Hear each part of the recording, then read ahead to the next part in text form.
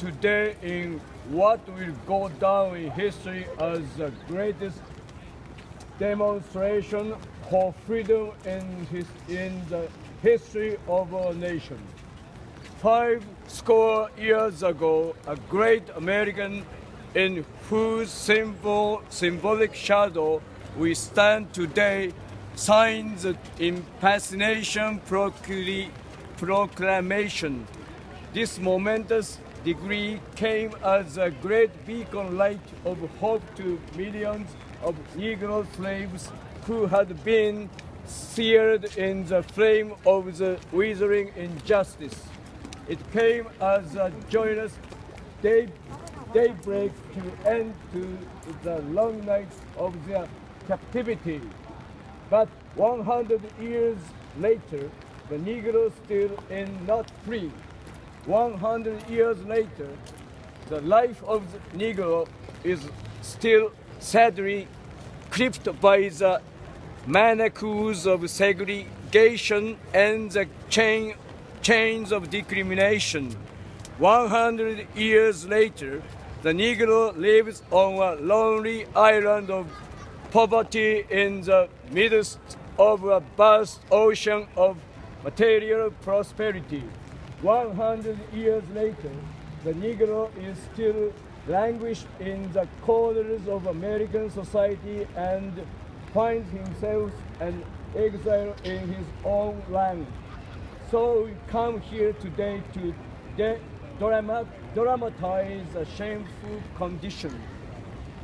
We have all come to this hallowed spot to remind America of the fierce urgency of now. This is a time to engage in luxury of cooling off, or to take to the tranquilizing drug of gradualism. Now is the time to make real the promise of democracy. Now is the time to rise from the dark and desolate valley of segregation to the sunlit path or racial justice. Now is the time to lift our nation from the quicksand sands of racial injustice to the solid rock of brotherhood. Now is the time to make justice a reality for all of God's children. There are those who are asking the devotees of civil rights, when will you be satisfied? We can never satisfied as long as the Negro is the picked victims of the unspeakable horrors of police brutality.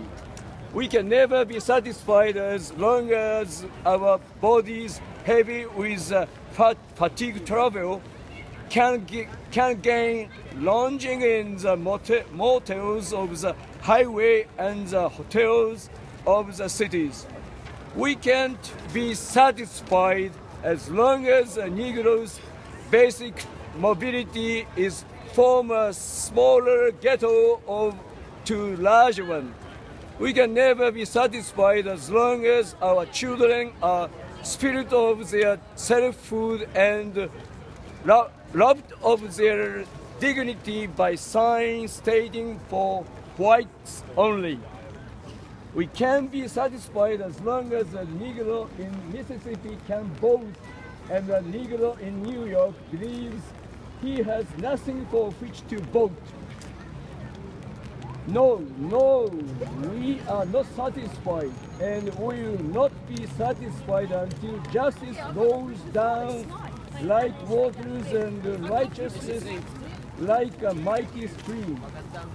I'm not unmindful that some of you have come here out of great trial and tribulation.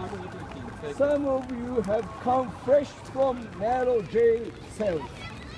Some of you have come from areas where your quest for freedom left you battered by the storms of persecution and staggered by the winds of police brutality.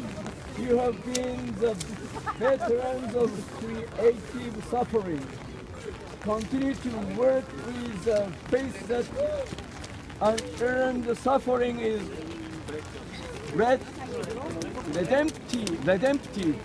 Go back to Mississippi, go back to Alabama, go back to South Carolina, go back to Georgia, go back to Louisiana, go back to the slums and the ghettos of our northern cities, knowing that this situation can and will be changed. Let us not wallow in the valley of despair. 一回切ろう。